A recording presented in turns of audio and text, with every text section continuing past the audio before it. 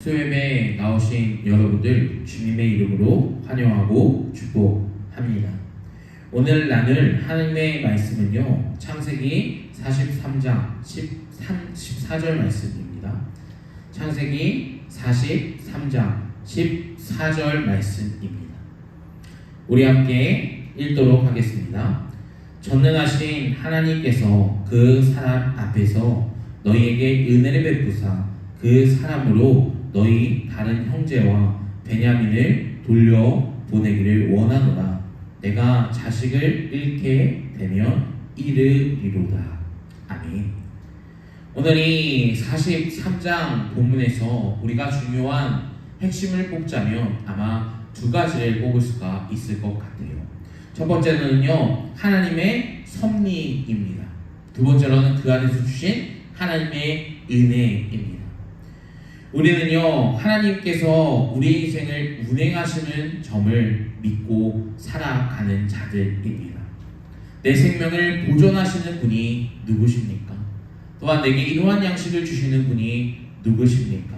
또한 세상에서 환난을 당할 때에 그 가운데 보호하시는 분이 누구십니까? 이 모든 것 안에서 나를 인도해 주시는 분은 하나님이시다라는 사실입니다. 하나님께서는요, 우리를 최선의 길로 인도해 주시죠. 이것은 바로 성경에서 하나님의 열심이다라고 소개해주고 있습니다. 여러분, 하나님의 열심을 믿기를 주님의 이름으로 축복합니다. 이 믿음이 있을 때요, 우리는 하나님의 섭리하심과 또한 계획하심을 볼 수가 있어요. 한 인생들마다요, 모든 사람들은 하나님의 계획이 천차만별로 다릅니다. 한 인생 가운데서 인도하실 때요, 하나님은 분명히 그 계획으로 어떻게 하십니까? 그 삶을 보존해 주시고 계신다라는 것을 또한 각자마다 다르지만 분명히 모든 사람들은 다 알고 있을 거예요. 이 제 개인적인 체험을 통해 말씀을 드린다면요, 제가 이 초등학교 때 있었던 사건입니다. 겨울날 부산에 내려가게 된 적이 있어요.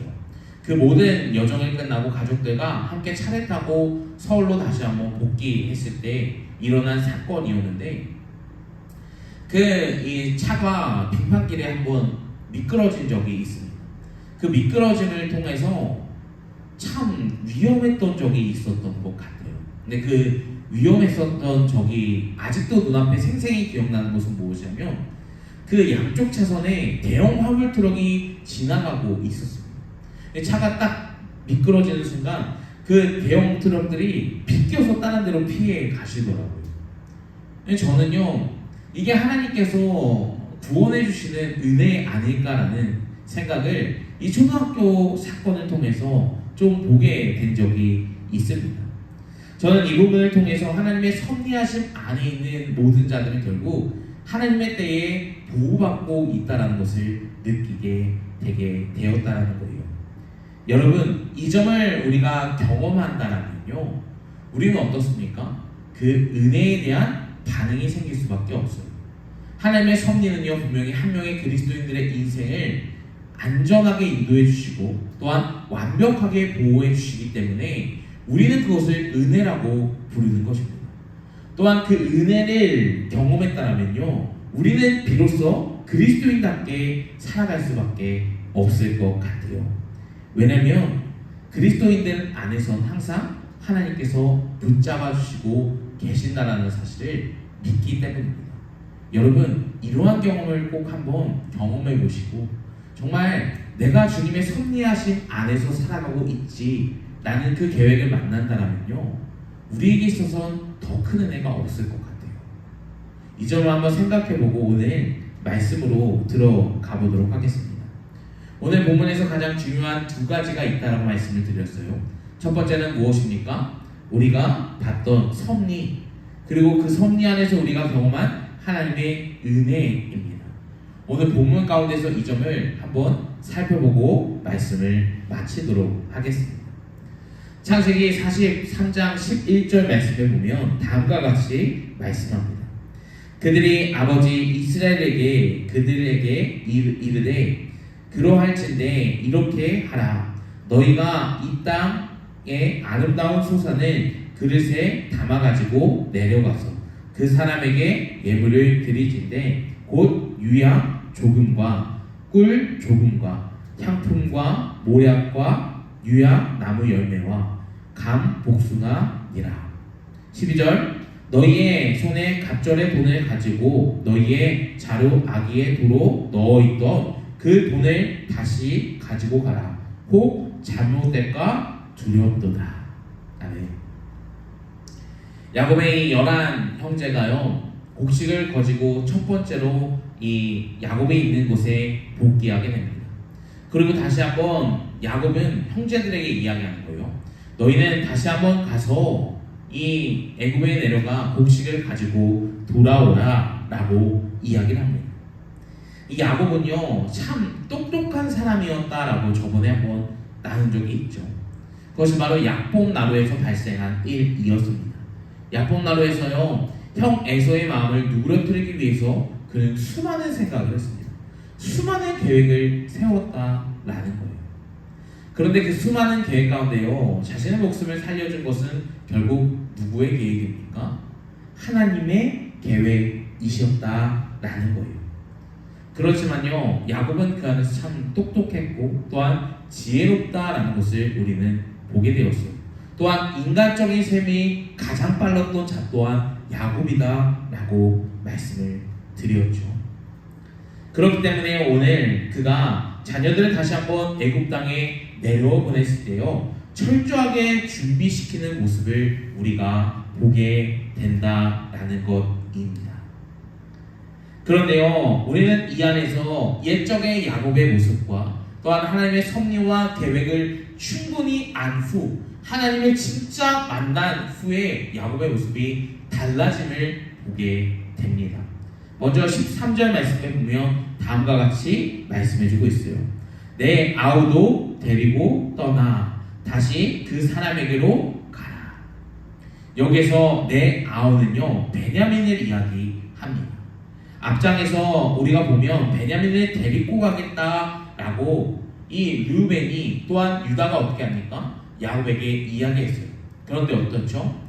베냐민의 말을 들었을 때요 이 야곱은 철저히 어떻습니까?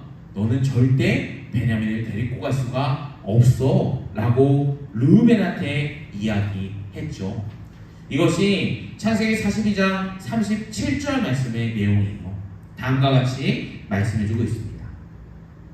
르우벤이 그 아버지에게 말하여 이르되 내가 그를 아버지께 데리고 오지 아니하면 내 두 아들을 죽이소서. 르우벤은요 참 극단적인 말로 어떻게 합니까? 야곱을 설득하려고 했어요. 그런데 그 극단적인 이야기를 들었을 때요 야곱은 어떻습니까? 더욱더 완고하게 자신의 아들을 내어주지 않았다라는 거예요. 그래서 창세기 42장 38절 말씀을 보면 다음과 같이 말씀해주고 있어요. 야곱이 이르되 내 아들은 너와 함께 내려보내지 못하리니 그의 형은 죽고 그만 남았습니다. 만일 너희가 가는 길에 재난이 그에게 미치면 너희가 내 흰머리를 슬퍼하며 수울에 내려가게 함이 되리로다. 우리는 이 말씀 가운데서 볼 수 있는 것은 무엇입니까? 이제는 자신의 아들 이 베냐민 하나만 남았다라고 이야기해주고 있어요. 이 말은 무엇이냐면 그의 형 요셉이 죽었다라는 것을 이야기해주고 있죠. 먼저 이 점을 살펴보기 전에요 왜 베냐민을 그렇게까지 사랑했는지를 우리는 봐야 된다라는 거예요. 그 이유는 단순합니다. 자신이 제일 사랑했던 라헬에게 태어난 자녀였기 때문이에요. 우리는 야곱 나루에서 이 야곱이 자신이 정말 사랑했던 순서대로 이 나열하고 있는 가족들을 나열하고 있는 모습을 보게 되었습니다. 33장 2절 말씀이에요. 여종들과 그 자식들을 앞에 두고 레아와 그 자식들을 뒤에 두고 그리고 라헬과 요셉을 뒤에 두고 지금 세 줄로 이렇게 나누어져 있어요. 첫 번째 줄에 누가 있습니까? 자신에게 얻은 이 두 종이 있었어요. 두 종에게 얻은 자녀들이 첫 번째 줄에 세웠습니다.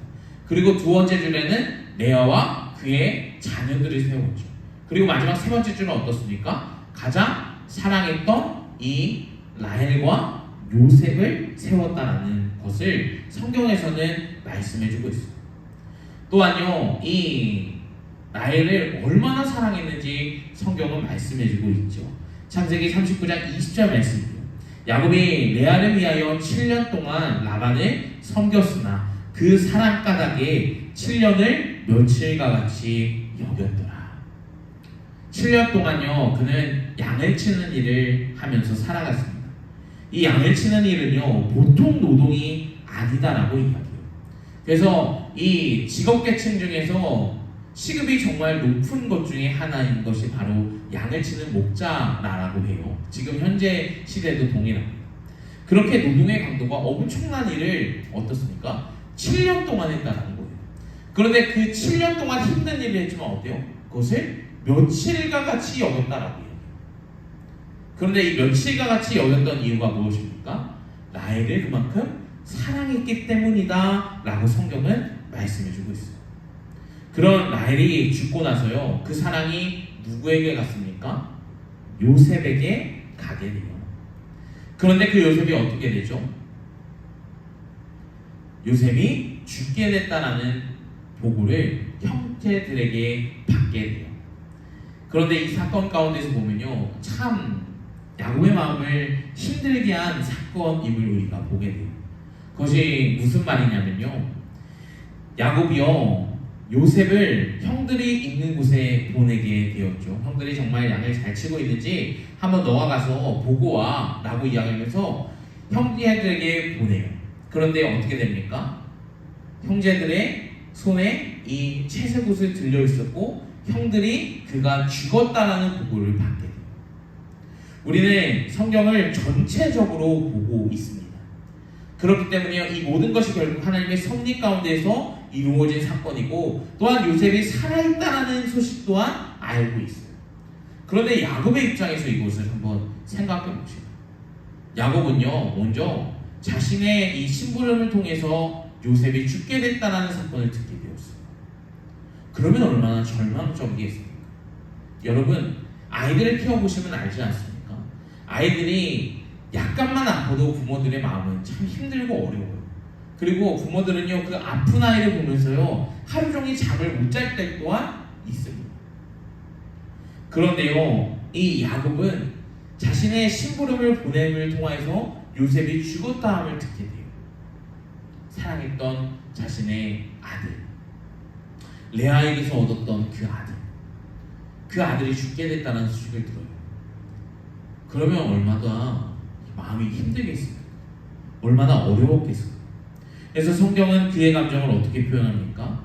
수울에 내려간 것과 같다. 마치 지옥에 놓여 있었던 것과 같다 라고 이야기해주고 있습니다. 또 이야기하는 것은요, 내가 죽도록 슬펐다라고 이야기해주고 있습니다. 그래서 실제로 이 요셉이 죽었다라는 소식을 듣고 야곱은 어떻습니까? 하루 종일 눈물을 펑펑 흘렸다라고 성경은 이야기해주고 있어요. 그 눈물을 흘리는 소리를 듣고요, 형들은 그제서 깨달았다라는 거예요. 아, 우리가 잘못했구나. 아버지의 눈물이 정말 이 자가 얼마나 사랑스러웠는지를 그제서야 그들은 후회하기 시작했다라는 거예요. 그런데 이 모든 시간이 지나고 나서 어떻습니까?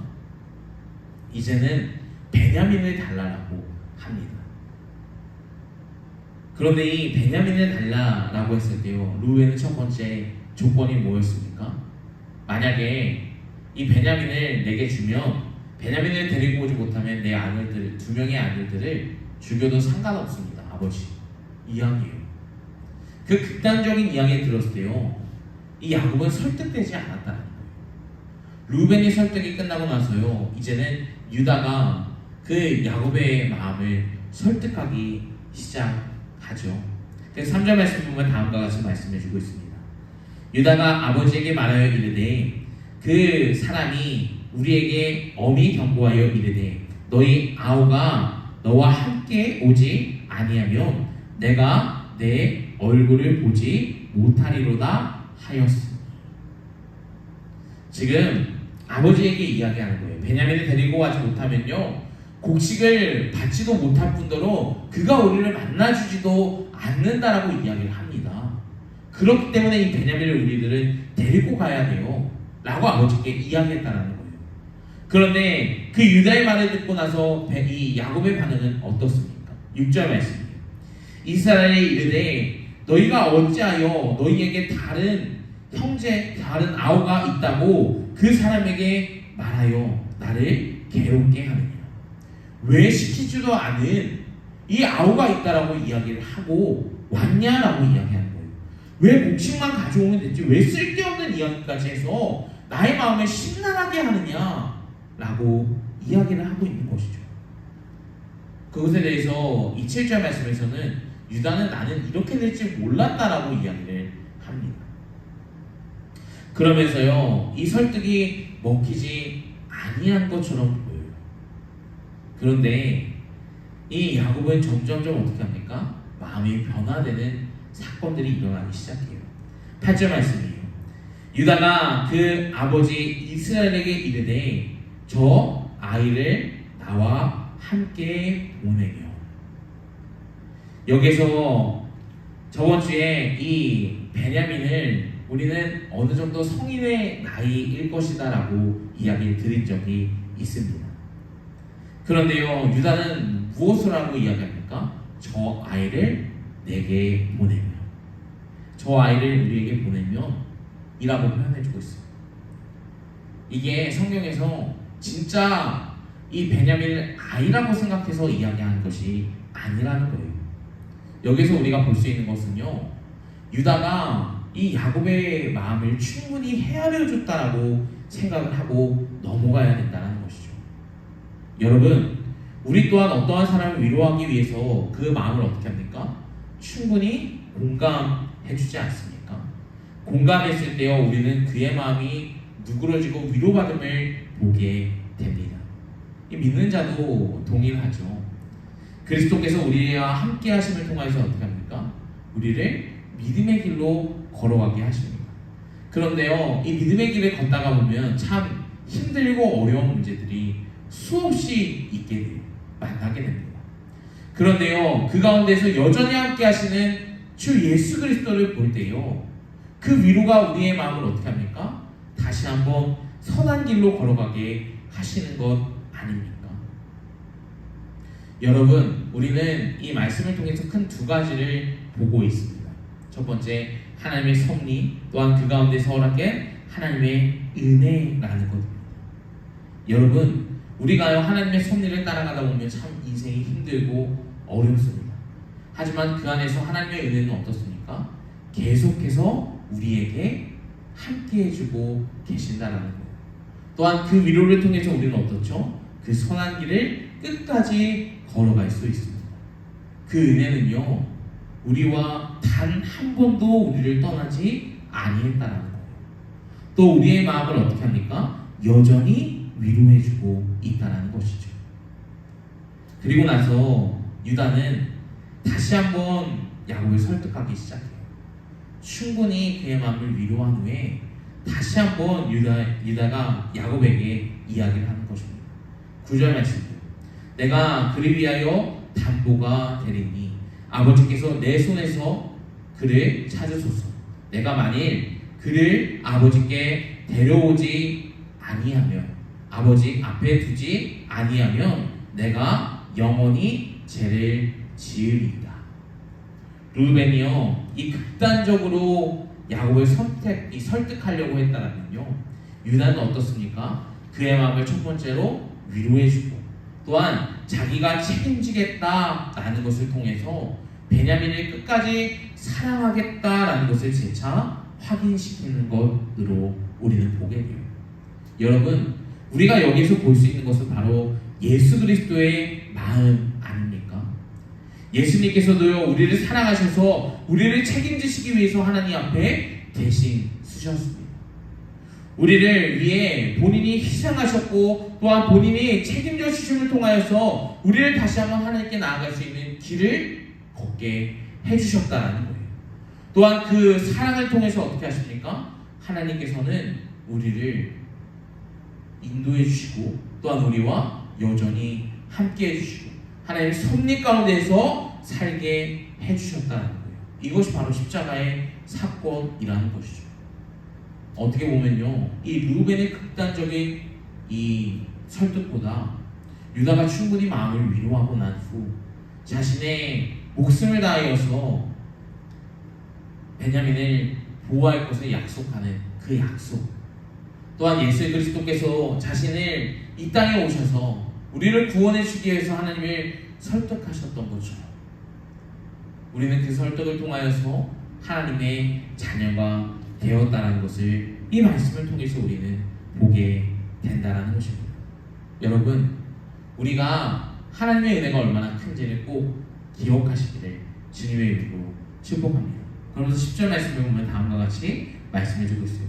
우리가 지체하지 아니했더라면 벌써 2번이나 왔으리로다. 지금 그 문제를 통해서 상당한 시간이 흘렀다는 것을 알게 돼요. 약 30에서 40일 정도의 시간이 흘렀을 거예요.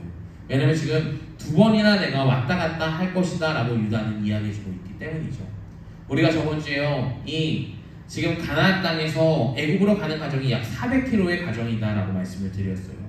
400km라는 과정은 어떻습니까? 성인 남자가 약 10일 동안 걸어가는 시간. 그러면은 왔다 갔다 하는 시간이 어떻습니까? 20이라는 시간이 소요되죠. 총 40일이라는 시간이 지체됐다는 것을 우리는 이 2번이나 왔다 갔다 라고 하는 이 유다의 말 속에서 찾아볼 수가 있어요. 그가 왜 그렇게까지 고민하고 그가 왜 그렇게까지 베냐민을 놓지 못했습니까? 그것은요, 자신의 힘으로 어떻게든 그 베냐민을 지키고자 했기 때문이에요. 그런데 이제는 어떻습니까? 그 베냐민의 목숨을 하나님께 맡기기 시작하는 믿음으로 변화되죠. 그래서 14절 말씀에 보면 다음과 같이 말합니다. 전능하신 하나님께서 그 사람 앞에서 너희에게 은혜를 베푸사 그 사람으로 너희를 다른 형제와 베냐민을 돌려보내게 하시기를 원하노라. 내가 자녀를 잃게 되면 이르리로다. 비로소요, 야곱의 관점은 어떻게 합니까? 데리고 오라 라고 하는 그 요셉의 간청에 어떻게 하죠? 베냐민을 내어 보냅니다. 이것은요, 야곱의 형제들을 신뢰하는 것도 있을 수 있지만 그 안에서 함께 하시는 하나님께 그 아이를 맡기는 것을 우리는 보게 돼요. 여러분, 우리가 이 문제 가운데서 볼 수 있는 것은 또 하나 있습니다. 그것은 무엇이냐면 내 손으로 아직도 쥐고 있는 문제가 인생 가운데 상당히 많다는 것을 보게 되죠. 그런데 이 내 손으로 쥐고 있는 것을 해결해 줄 수 있는 분은 누구십니까? 하나님이시다는 사실이에요. 여러분, 그렇기 때문에요, 우리는 내가 사랑하는 자녀에 대한 문제 혹은 그것보다 더욱더 중요한 문제들을 이제는 내려놓고 하나님의 손 안에 맡겨두는 것이 진정한 그리스도인들의 삶이라는 것을 이 마지막 14절 말씀을 통해서 보게 됩니다. 여러분, 우리가 오늘 말씀 가운데서요, 큰 2가지의 주제를 통해서 오늘 말씀을 살펴봤어요. 첫 번째, 하나님의 섭리하심입니다. 하나님의 섭리하심은요, 우리가 인생이 시작될 때부터 끝까지 우리의 삶을 운행해 주시고 계신다는 사실이에요. 여러분, 그 섭리의 계획 가운데서 살아가는 여러분, 그 삶이 얼마나 귀하고 그 삶이 얼마나 은혜로운 신들을 깨닫고 살아가시기를 주님의 이름으로 축복합니다. 두 번째, 하나님께 은혜를 안다라면 이제는 나의 손에 쥐고 있는 모든 것을 하나님께 내어 맡겨야 된다는 거예요. 여러분, 이 야곱은요, 자신이 마지막으로 사랑했던 베냐민의 손에 꽉 쥐면서 살아갔습니다. 그런데 하나님의 은혜와 하나님의 이 섭리 계획을 자녀들을 통해서 알게 되었어요. 그를 통해서 어떻게 합니까? 이제는 자신이 꽉 쥐고 있었던 베냐민을 형제들에게 내어줍니다. 여러분, 우리가 이 안에서 볼 수 있는 것은 하나님의 섭리와 계획을 안다라면 지금까지 꽉 쥐고 있었던, 손에 꽉 쥐고 있었던 그 모든 문제를 하나님께 내어 드려야 된다는 것을 우리는 알아야 된다는 것이죠.